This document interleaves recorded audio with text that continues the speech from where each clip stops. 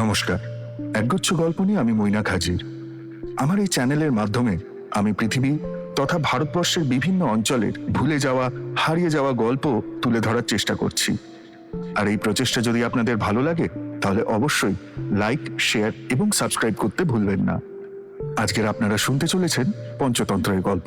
পঞ্চতন্ত্র বহু বছর আগে সংস্কৃত ভাষায় লেখা হয়। এর আসল রচয়িতাকে কেউই জানে না, যদিও অনেকেই এর শ্রেয় বিষ্ণু শর্মাকে দেন। কিন্তু জ্ঞানী ব্যক্তিরা বলেন বিষ্ণু শর্মা নামটা নাকি পুরোপুরি কাল্পনিক। কিন্তু তাতে কি হবে, আমাদের ভারতবর্ষের এই পঞ্চতন্ত্র এবং জাতক সাহিত্য ইউরোপীয় ফেবল সাহিত্যের অনুপ্রেরণা। তাহলে আসুন শুরু করা যাক পঞ্চতন্ত্রের প্রথম ভাগ। অনেক অনেক দিনের আগের কথা। সেই সময় দক্ষিণ ভারতে এক বিশাল রাজ্য ছিল। সে রাজ্যের নাম মহিলারপ্য। রাজ্য যেমন বড়, তার রাজাও তেমনি বড়। মহিলারপ্যের রাজার নাম অমর শক্তি। অমর শক্তি শুধু বড় রাজাই ছিলেন না, তার বড় গুণও ছিল। একদিকে তিনি যেমন ছিলেন বিদ্বান, বুদ্ধিমান, জ্ঞানী, গুণী, সকল শস্ত্রে পারদর্শী, অপরদিকে তেমনি ছিলেন বীর যোদ্ধা। বাহুবলে কত দেশ জয় করে তিনি নিজের রাজ্যের সীমা ও সম্পদ বাড়িয়েছিলেন। কিন্তু এত বড় রাজা হয়েও তার মনে সুখ ছিল না। একদিন পাত্রমিত্র নিয়ে রাজা অমর শক্তি সভায় বসেছিলেন। বিচক্ষণ মন্ত্রীরা আর অভিজ্ঞ অমাত্যরা তাকে রাজকার্যে সাহায্য করছিলেন। প্রহরী বেষ্টিত বন্দীরা রাজার জয়ধ্বনি করছিল।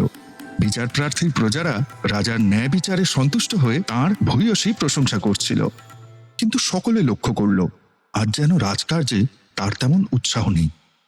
কিসের চিন্তায় যেন তিনি গুরুতর রাজকার্যেও অন্যমনস্ক হয়েছিলেন।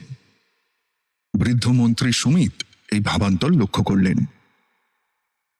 রাজাকে চিন্তিত ও দুঃখিত দেখে তিনি বললেন, মহারাজ, আপনার শরীর ও মন সুস্থ নেই মনে হচ্ছে। রাজা বললেন, মন্ত্রী, আপনার অনুমান সত্য। সত্যি আমার মন আর শরীর সুস্থ নেই। ব্যথিত হয়ে সুমিত বললেন, মহারাজ, আমি রাজবৈদ্যকে আনতে লোক পাঠাচ্ছি। ঈশ্বর আপনাকে সুস্থ রাখুন। ম্লান হেসে রাজা বললেন, মন্ত্রীবর, আপনি আমার পরম হিতৈষী, কিন্তু এ বৈদ্যের কাজ নয়। এ চিকিৎসা বৈদ্যের দ্বারা হবে না।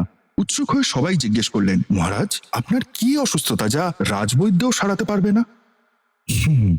দীর্ঘ নিঃশ্বাস ফেলে রাজা বললেন, আমার 3টি আকাট, মূর্খ ও নীতিজ্ঞানহীন পুত্রই এই অসুস্থতার কারণ। এই 3টি মূর্খ পুত্রের কথা যখন মনে পড়ে তখন এই রাজকার্য, এই প্রজাপালন, এই সংসার আমার ভালো লাগে না। এর চেয়ে অপুত্র খাওয়া ঢের ভালো ছিল। মন্ত্রীরা বললেন, মহারাজ, এমন কথা বলবেন না। রাজা আবার বললেন, মন্ত্রীগণ, পণ্ডিতরাই বলে গেছেন, অজাত মৃত মূর্খেভ্য মৃত জাতৌ সুতৌ বয়ম যতস্থ স্বল্প দুঃখায় যাবজ্জীবং জড় দহে। অর্থাৎ অপুত্র হওয়া ভালো, বরং জাতপুত্র মরে যায় সেও ভালো, কিন্তু মূর্খ পুত্র ভালো নয়। কেননা যতদিন জীবিত থাকা যায় ততদিন মূর্খ পুত্র কেবল ক্লেশই দেয়। তখন বৃদ্ধ মন্ত্রী সুমিত বললেন, মহারাজ, যথার্থই বলেছেন। মূর্খ পুত্রর চেয়ে অপুত্র খাওয়া হয়তো ভালোই, কিন্তু কুমারগণকে শিক্ষিত করে তুলতে হবে। বিরক্ত হয়ে রাজা বললেন, মন্ত্রীবর, আমার বেতনভোগী 500 পণ্ডিত আছেন। তারা চেষ্টা করে যদি পুত্রদের শিক্ষিত করে তুলতে না পেরে থাকেন, তবে কেমন করে তাদের শিক্ষা হবে, আর কেই বা তাদের শিক্ষা দেবেন? মন্ত্রীমশাই গম্ভীরভাবে বললেন, মহারাজ, এই সংসারে শিক্ষণীয় বিষয়ের অন্ত নেই, কিন্তু মানুষের পরমায়ু সীমাবদ্ধ। কাজেই সকলের পক্ষে সকল বিষয়ে শিক্ষা করা সম্ভবপর নাও হতে পারে। আমি মনে করি সকল নীতিশাস্ত্র সংক্ষেপে রাজকুমারদের শেখানো হোক। সভার সকলে বৃদ্ধ মন্ত্রীর যুক্তিপূর্ণ কথা সমর্থন করলেন। তখন সেই বৃদ্ধ ব্রাহ্মণ মন্ত্রী আরো বললেন, মহারাজ, আমি শুনেছি বিষ্ণু শর্মা নামে এক পণ্ডিত আছেন। শিক্ষক হিসাবে তার নাম ভারতে খ্যাত। তাকে আনতে দূত পাঠান, তারই হাতে রাজকুমারদের শিক্ষার ভার দিন। কিছুদিন পরের কথা, 80 বছরের এক বৃদ্ধ ঋজুদেহ, শান্ত, সৌম্য, উপবীতধারী ব্রাহ্মণ এসে মহারাজকে আশীর্বাদ করে দাঁড়ালেন। পরিচয় পেয়ে রাজা অমৃত শক্তি বললেন, মনীষী বিষ্ণু শর্মা, অনুগ্রহ করে আসন গ্রহণ করুন। বিষ্ণু শর্মা আসন গ্রহণ করলে রাজা বললেন, আপনার জ্ঞান আর পাণ্ডিত্যের খ্যাতি বহু দূর ছড়িয়ে পড়েছে। বহু ভারতে আপনাকে কে না চেনে। আজ আমি আপনাকে একটি অনুরোধ করব। আপনি অনুগ্রহ করে আমার তিনটি মূর্খ পুত্রের শিক্ষার ভার গ্রহণ করলে আমি কৃতজ্ঞ থাকব। বিনিময়ে আপনাকে আমি 100 গ্রাম দান করতে প্রস্তুত আছি। শান্ত কণ্ঠে বিষ্ণু শর্মা বললেন, মহারাজ, আমি জ্ঞান বিক্রয় করি না। আমার বয়সের কথা চিন্তা করুন, এ বয়সে গ্রাম নিয়ে কি করব? তবু আপনার অনুরোধে আপনার পুত্র তিনটির শিক্ষার ভার গ্রহণ করলাম। বিষ্ণু শর্মার কথা শুনে খুশি হয়ে রাজা বললেন, বিষ্ণু শর্মা সত্যিই মহান। বিষ্ণু শর্মা বললেন, মহারাজ, আমি প্রতিজ্ঞা করছি, যদি 6 মাসের মধ্যে আপনার পুত্রদের সকল নীতিশাস্ত্রে শিক্ষিত করে তুলতে না পারি, তবে যেন আমার নরকবাস হয়। বিষ্ণু শর্মার এই ভীষণ প্রতিজ্ঞার কথা শুনে সকলে তাঁর প্রশংসা করতে লাগলেন। মহামতি বিষ্ণু শর্মা তখন মিত্রভেদ, মিত্রপ্রাপ্তি, কাকলুকীয়, লব্ধপ্রনাশ ও অপরীক্ষিত কারক এই 5টি তন্ত্র রচনা করে 6 মাসের মধ্যে রাজকুমারদের শিক্ষিত করে তুললেন। বিষ্ণু শর্মার কঠিন প্রতিজ্ঞা সফল হল। সেই 5টি তন্ত্রের প্রথম তন্ত্র মিত্রভেদ। বর্ধমান নামে এক বণিক বাণিজ্য করে দেশে দেশে ফিরতেন। 2টি হৃষ্টপুষ্ট বলদ তার গাড়ি টানত। বলদ দুটিকে বর্ধমান খুব যত্ন করতেন, ভালোবাসতেন খুব। একবার বলদের গাড়িতে চড়ে পণদ্রব্য নিয়ে বর্ধমান মহিলারপ্য থেকে মথুরা যাচ্ছিলেন। দিনের পর দিন তাঁরা কেবল চলতেই লাগলেন, পথ যেন আর শেষ হয় না। এমন সময় একদিন যমুনার তীরে কর্দমক্ত পথে চলতে গিয়ে একটা বলদ পা মচকে পড়ে গেল। কিছুতেই তাকে ওঠানো গেল না। বর্ধমান তার প্রিয় বলদটার জন্য 3 দিন 3 রাত সেখানে অপেক্ষা করলেন। সঙ্গের লোকেরা তাকে বললেন যে একটা বলদের জন্য এত সময় নষ্ট করা উচিত নয়। বর্ধমানও ভাবলেন, তাই তো, সামান্য একটা বলদের জন্য বাণিজ্যর ক্ষতি করা ঠিক নয়। তবু তিনি বলদটাকে দেখাশোনা করার জন্য সেখানে কজন লোক রেখে গেলেন। বর্ধমান চলে যেতে না যেতেই বলদের রক্ষকরা চিন্তা করল, একটা বলদের জন্য এই নির্জন যমুনার তীরে বসে থাকাটা কোনো কাজের কথা নয়। তাছাড়া এই বন প্রদেশে হিংস্র জন্তু যে নেই তাই বা কে জানে।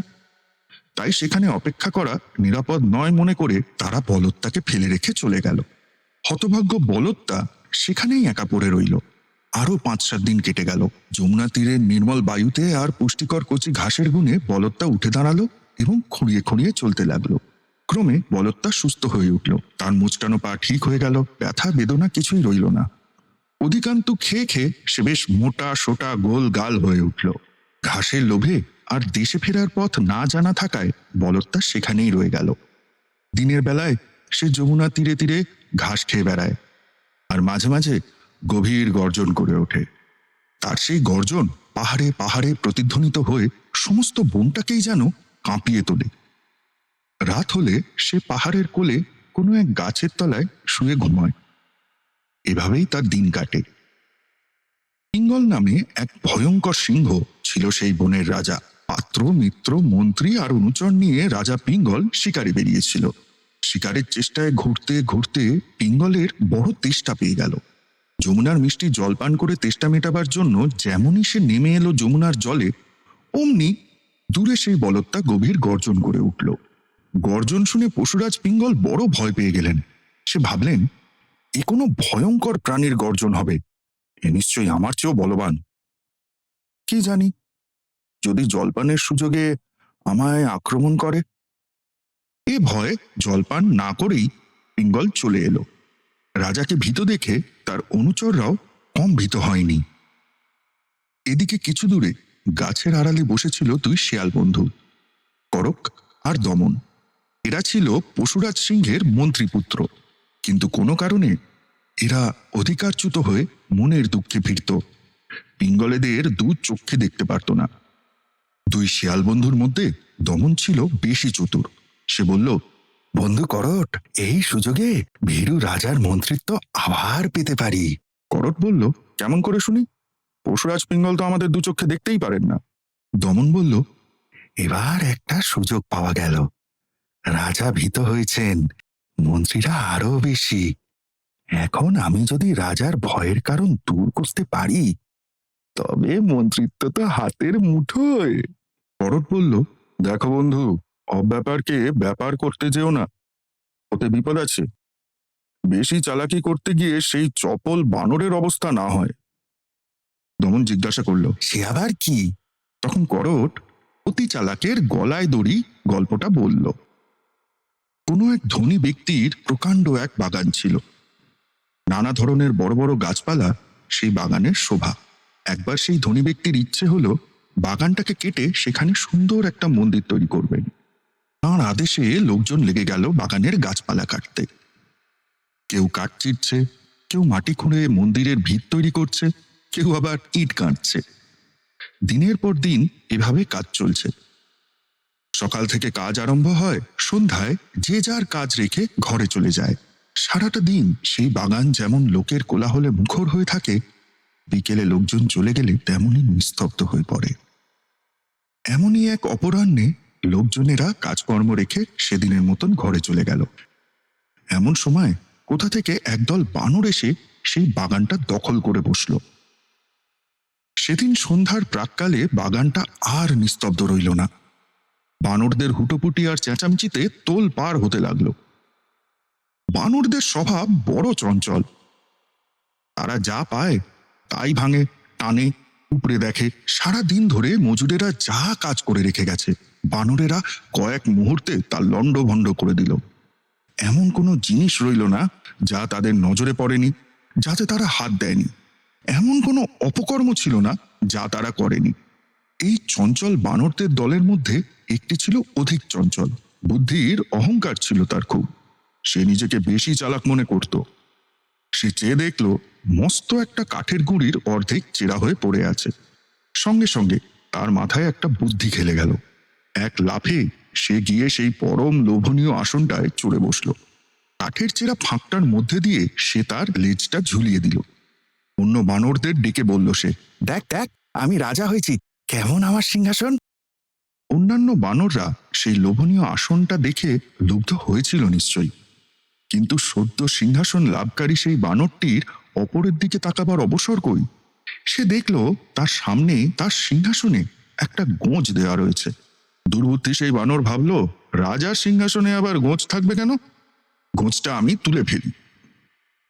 এইভাবে টানতে টানতে সে যেমনি গোঁজটাকে উপড়ে ফেলল, অমনি চেরা কাঠের ফাঁকটা জোরে বন্ধ হয়ে গেল। সঙ্গে সঙ্গে অতি চালাক বানরটার লেজ শক্তভাবে আটকে গেল। সে চিৎকার করে উঠল। তারপর সারা রাত ধরে লেজ টানাটানি করে ক্ষত বিক্ষত হয়ে সেই অতি বুদ্ধিমান বানরটা মারা গেল। গল্প শেষ করে করট বলল, বন্ধু দমন, যে অনধিকার চর্চা করে বা বেশি চালাকি করতে যায়, তার এমনই বিপদ হয়।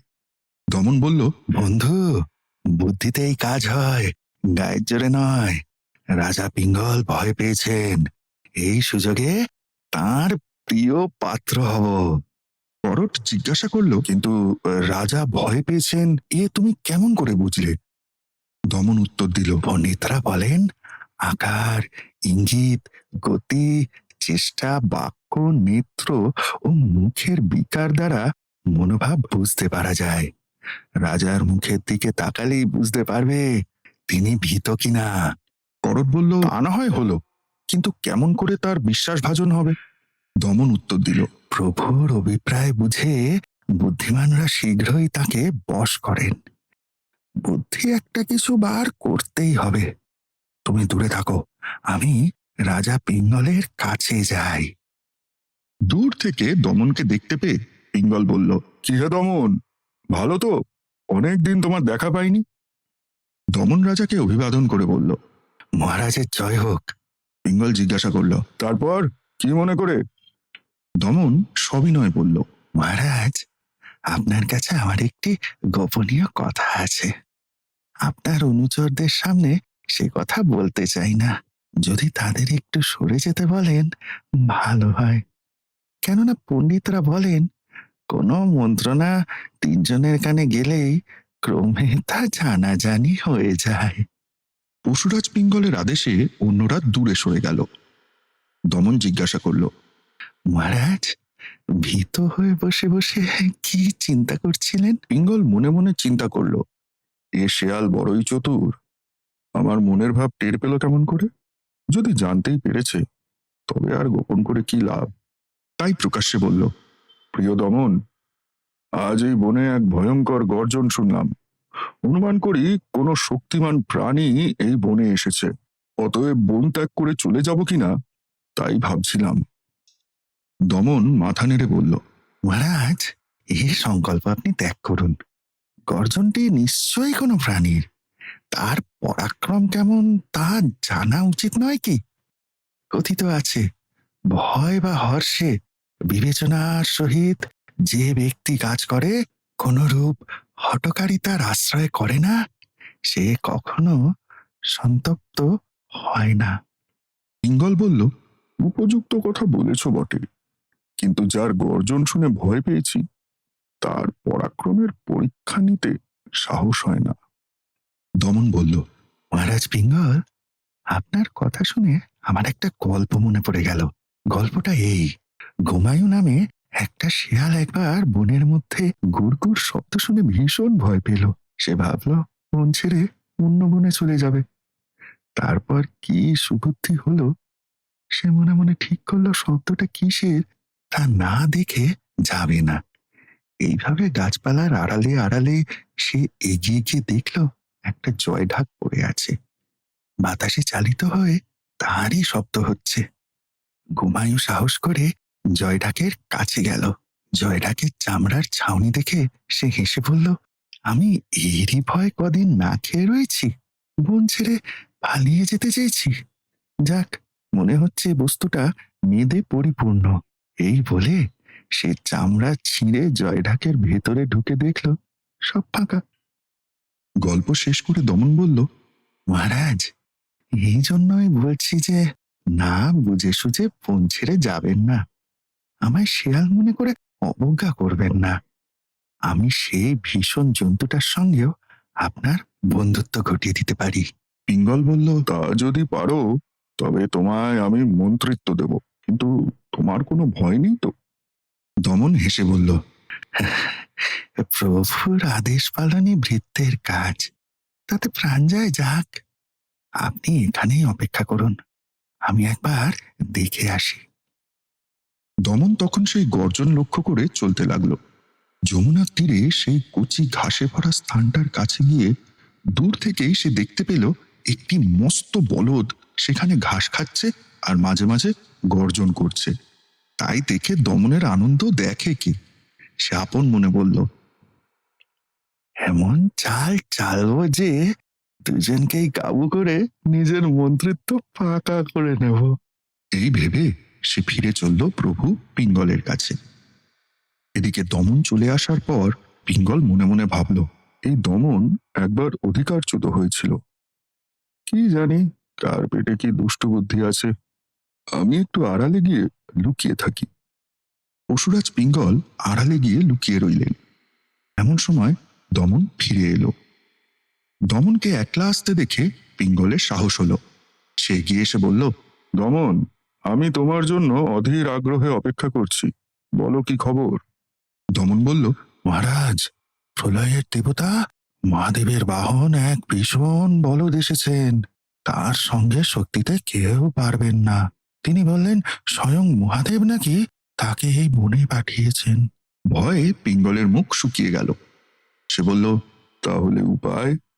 দমন সাহস দিয়ে বলল, মহারাজ, আমি তাকে বলেছি এ বন দেবী চণ্ডিকার বাহন পশুরাজ পিঙ্গলের অধীনে। অতএব তুমি আমাদের অতিথি, তুমি আমাদের বন্ধু। আহ্লাদে গদগদে হয়ে পিঙ্গল বলল, দমন, তুমি ঠিক আমার মনের কথাই বলে এসেছো। আজ থেকে তুমি আমার মন্ত্রী। এখন গিয়ে আমাদের সেই বন্ধুকে সসম্মানে নিয়ে এসো। পিঙ্গলের কথায় দমন আবার গেল সেই বলদের কাছে। এবার একেবারে বলদটার কাছে গিয়ে দমন জিজ্ঞাসা করল, মহাশয়ের নাম কি, নিবাস কোথায়? বলদ বলল, আমার নাম সঞ্জীব, নিবাস মহিলারপ্য নগরে। মহাশয়ের নাম জিজ্ঞাসা করতে পারি কি? দমন বলল, আমার নাম দমন, আমি পশুরাজ পিঙ্গলের মন্ত্রী। সঞ্জীব নামক সেই বলদ বলল, পিঙ্গলকে? দমন উত্তর দিল, এই বনে থাকেন আর এই বনের রাজা পিঙ্গলের নাম শোনেননি? মহাশয়, আপনি তৃণভোজী প্রাণী, আপনার পক্ষে এ বনে বাস করা নিরাপদ নয়। বিপদ ঘটতে পারে, কারণ এ বনে হিংস্র জন্তুর অভাব নেই। দমনের কথা শুনে সঞ্জীব ভয় পেয়ে গেল। ভয় তার পা কাঁপতে লাগলো। সে বলল, বন্ধু দমন, আমার বড় ভয় হচ্ছে। আমি আহ, তুমি আমায় রক্ষা করো। তুমি যা বলবে আমি তাই করব। দমন মনে মনে খুশি হয়ে বলল, যখন আমায় বন্ধু বলে ডেকেছ, তখন একটা উপায় করতে পারি। চলো, আমাদের প্রভু পিঙ্গলের সঙ্গে তোমার বন্ধুত্ব করিয়ে দিই, তাহলে তোমার আর কোনো ভয় থাকবে না। সঞ্জীব সহজেই রাজি হয়ে গেল এ প্রস্তাবে। দমন বলল, বন্ধু সঞ্জীব, রাজার সঙ্গে তোমার বন্ধুত্ব ঘটিয়ে দেব, কিন্তু একটা কথা মনে রেখো, কখনো গর্ব করো না। মূর্খেরা বড় হলে বেশি গর্ব করে থাকে। আমি মন্ত্রী, তুমি আমার বন্ধু, দুজনে মিলে এ রাজ্য ভোগ করব, কেমন? সঞ্জীব বলল, তথাস্তু। উপকারী বন্ধুকে কখনো ভুলবো না। দিন যায়, মাস যায়। পশুরাজ পিঙ্গল আর বণিকের পরিত্যক্ত ভারবাহী বলদ সঞ্জীব সুখে দিন কাটায়। দুজনের মধ্যে এমন বন্ধুত্ব হলো যে কেউ কাউকে না দেখে থাকতে পারে না। সারাদিন ধরে তারা একসঙ্গে খায়, দায়, ঘুমোয়, গল্প করে, একটিবারও ছাড়াছাড়ি হয় না। সঞ্জীব নগরের কত বিচিত্র গল্প করে, পিঙ্গল মুগ্ধ হয়ে শোনে। পিঙ্গল গল্প করে তার বন্য জীবনের কথা। গল্প করেই দুজনের সময় কেটে যায়। পিঙ্গলের আর শিকার করার সময়ই হয় না। তাছাড়া ধার্মিক সঞ্জীবের সঙ্গে থেকে পিঙ্গল পশু হত্যা প্রায় বন্ধই করে দিল। রাজা শিকার বন্ধ করে দিলে অনুচররা খাবে কি? তারা যে না খেতে পেয়ে খিদে ছটফট করছে। মন্ত্রীরাও না খেতে পেয়ে কাহিল হয়ে পড়ল। তাদের রাগ পড়ল সঞ্জীবের ওপর। এদিকে দমন বলল, কি বোকামিটাই করেছি। মূর্খ নিরামিষভোজী বলদ কি বুঝবে শিকারের মর্ম? আমরা তো না খেতে পেয়ে মারা গেলাম। করট বলল, বন্ধু, যা হোক একটা উপায় করো। খিদের জ্বালা আর সহ্য করতে পারি না। সঞ্জীব যে আজকাল পিঙ্গলকেও নিরামিষভোজী করে তুলল দেখছি। দমন বলল, এই আমি প্রতিজ্ঞা করছি, সঞ্জীব আর পিঙ্গলের বন্ধুত্ব আমি ভেঙে দেব, নইলে আমার নাম দমনই নয়। করট নিরাশ হয়ে বলল, বন্ধুত্ব ঘটানো যত সহজ, ভেঙে দেওয়া তত সহজ নয়। কেননা সঞ্জীব পণ্ডিত ও বুদ্ধিমান, আর আমাদের প্রভু পিঙ্গল বড় হিংস্র। শেষে আবার কোনো বিপদে না পড়ো। দমন বলল, ভয়ের কোনো কারণ নেই। বুদ্ধি থাকলে একটা উপায় হবে। বুদ্ধির জোরে কাকেরাও সাপকে মারতে পেরেছিল। করট জিজ্ঞাসা করল, সে কেমন করে? তখন দমন বুদ্ধির জয় গল্পটি বলল। আর সেই গল্পটি আমি আপনাদের শোনাবো পরের ভাগে। আমার এই প্রচেষ্টাটি যদি আপনাদের ভালো লেগে থাকে তাহলে অবশ্যই লাইক, শেয়ার, সাবস্ক্রাইব করতে ভুলবেন না। তাহলে দেখা হচ্ছে পরের ভাগে।